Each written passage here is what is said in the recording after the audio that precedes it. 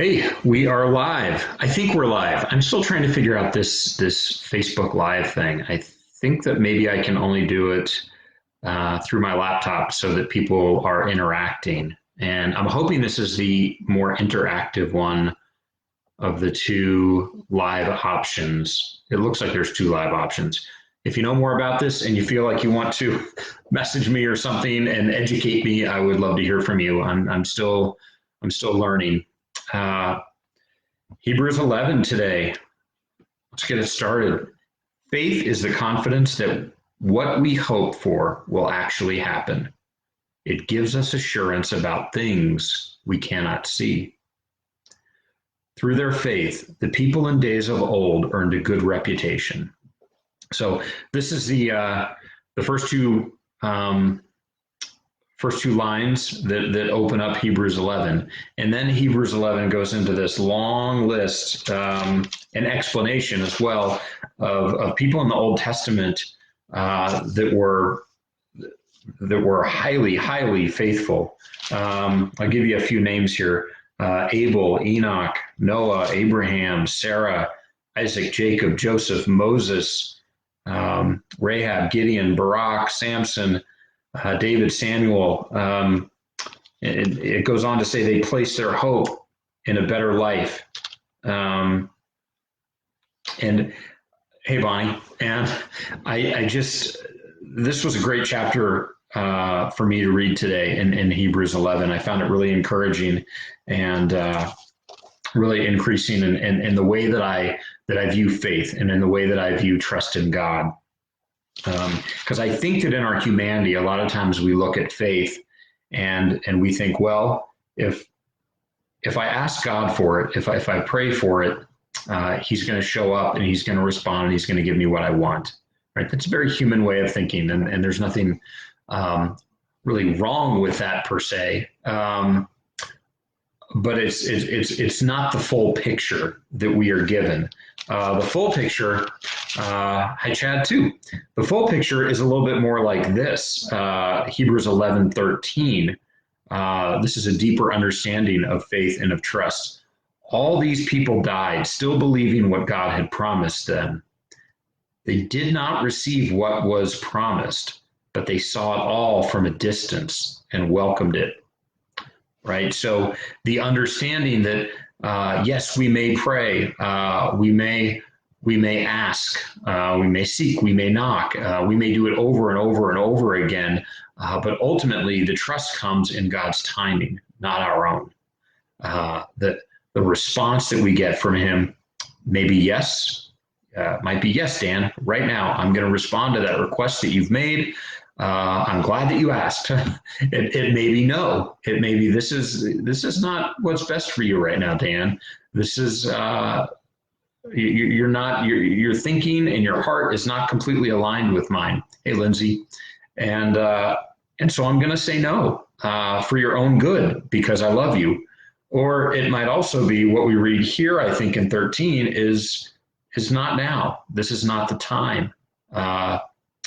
You're going to have to wait on this. You're going to have to show some trust and some faith and some patience, and that's where we see faith really come alive and come into action. Further down at the very end of Hebrews 11, this is like the exclamation point on Hebrews 11. It says again, as if to reiterate, all these people earned a good reputation because of their faith. Yet none of them received all that God had promised. For God had something better in mind for us, so that they would not reach perfection without us. Right?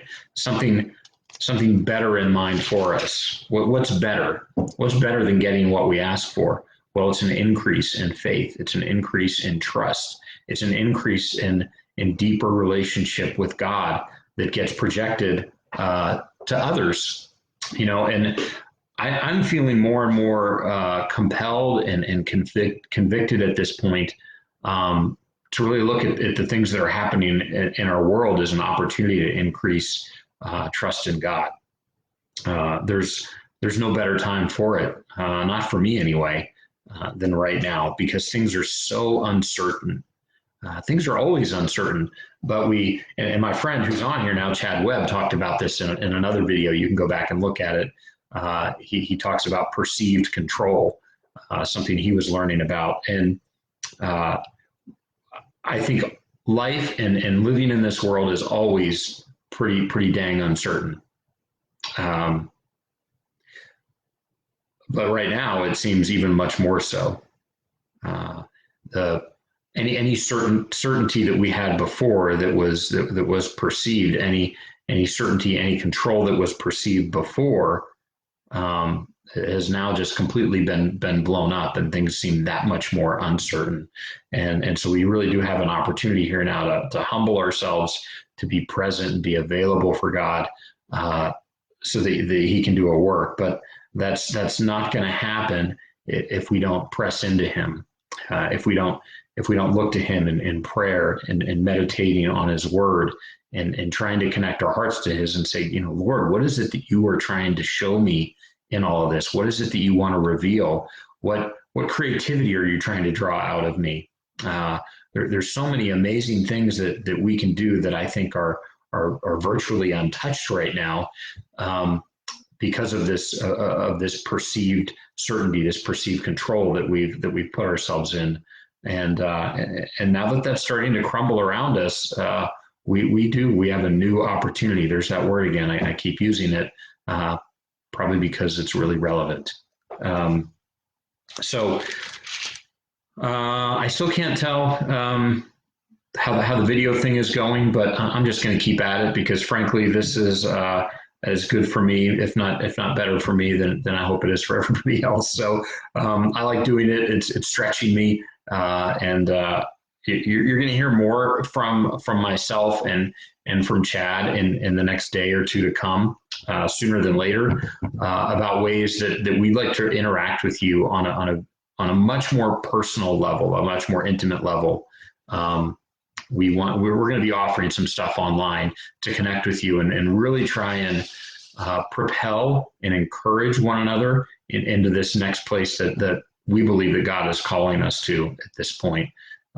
So again, I would hope and pray that you would consider joining us in this opportunity to co-create with God, start examining your life, your heart, the things that have held you back up until this point, and start looking at that opportunity and asking God, what's next? What would you have me do?